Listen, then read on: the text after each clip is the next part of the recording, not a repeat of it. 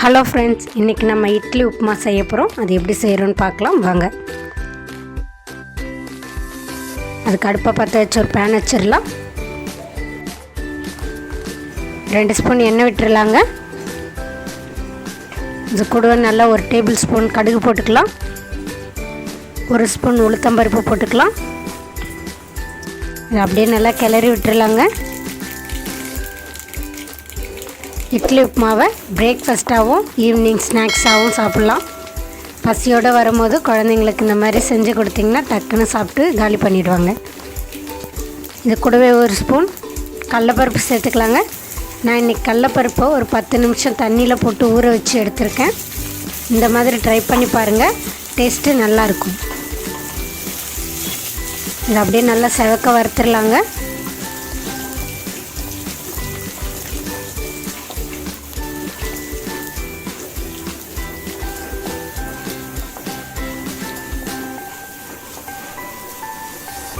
இது கூடவே இட்லி உப்புமாவுக்கு தேவையான பெருங்காயத்தூள் சேர்த்துக்கலாம். இது எல்லாத்தையும் ஒன்றா மிக்ஸ் பண்ணிடலாங்க. ஒரு கொத்து கருவேப்பிலை போட்டுக்கலாங்க.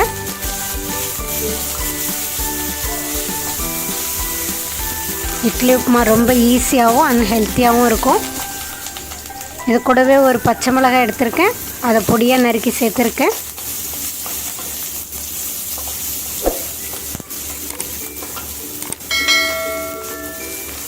இந்த அளவுக்கு வதங்கினா போதுங்க.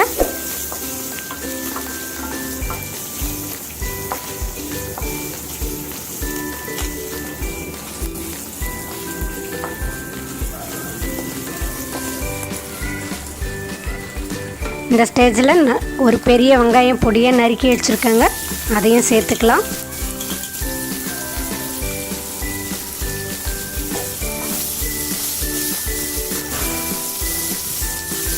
வெங்காயம் ரொம்ப வதங்கக்கூடாதுங்க, கண்ணாடி பதத்துக்கு வதங்கினா போதும்.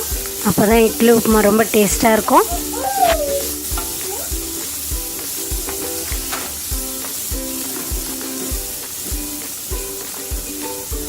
இந்த ஸ்டேஜில் இட்லி உப்புமாக்கு தேவையான உப்பு ஆட் பண்ணிக்கலாங்க. இது எல்லாத்தையும் ஒன்றா மிக்ஸ் பண்ணிடலாங்க.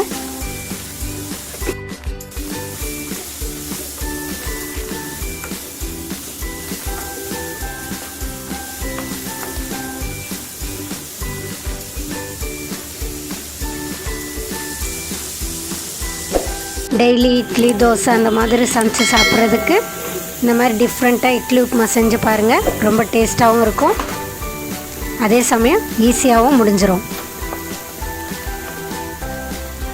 இதை ஒரு 2 நிமிஷம் வேக விடலாங்க மூடி போட்டு.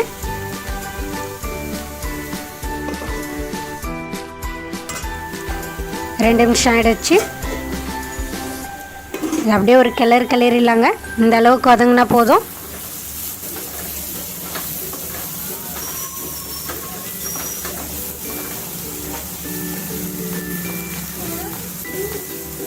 இந்த ஸ்டேஜில் நான் இட்லி எடுத்து இந்த மாதிரி உதிர்த்து வச்சுருக்கேன், அதை ஆட் பண்ணிக்கலாங்க.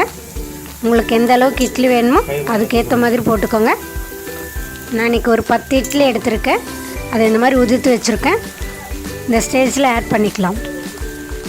இது எல்லாத்தையும் நல்லா மிக்ஸ் பண்ணி விட்டுடலாங்க.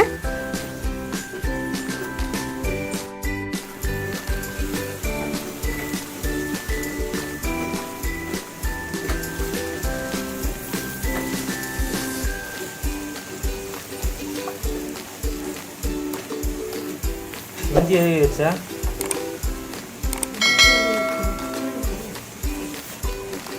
போடுறா.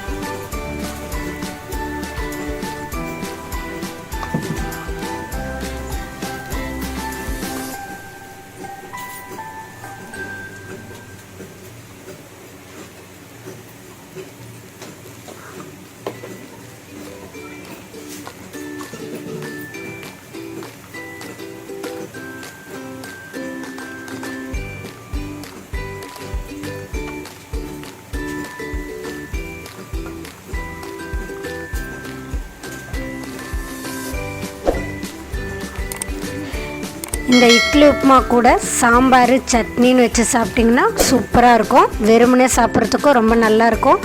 சுட சுட சாப்பிட்டு முடிச்சிடலாம். ஃபைனலாக இதுக்கு கொஞ்சம் கொத்தமல்லி போட்டுக்கலாங்க. இது அப்படியே ஒரு கிளறிடலாம்.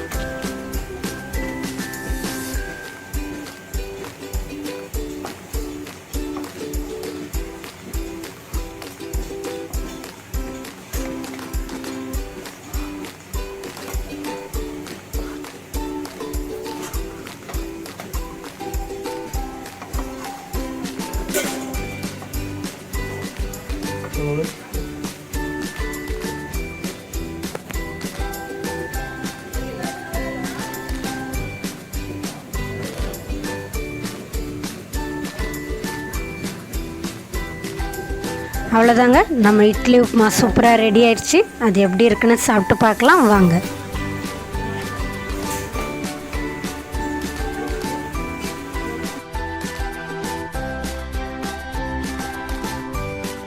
வாவ், பார்க்கும்போதே சூப்பராக இருக்குது. அது எப்படி இருக்குன்னு சாப்பிட்டு பார்க்கலாம் வாங்க.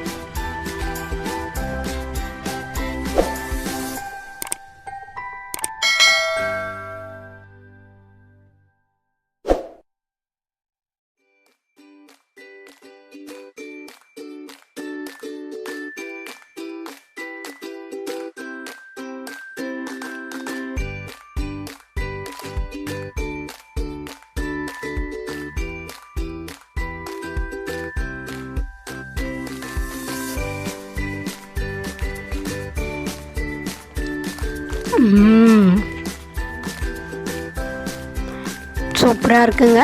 நம்ம இட்லி உப்புமா சூப்பராக வந்திருக்கு. இந்த இட்லி உப்புமா உங்களுக்கு பிடிச்சிருந்தால் லைக் பண்ணுங்கள், ஷேர் பண்ணுங்கள், கமெண்ட் பண்ணுங்கள், மறக்காமல் சப்ஸ்கிரைப் பண்ணுங்கள். கூடவே அந்த பெல் ஐக்கானை கிளிக் பண்ணிவிடுங்க. இதே மாதிரி இன்னொரு புது ரெசிபியோடு உங்களை நாளைக்கு மீட் பண்ணுறேன்.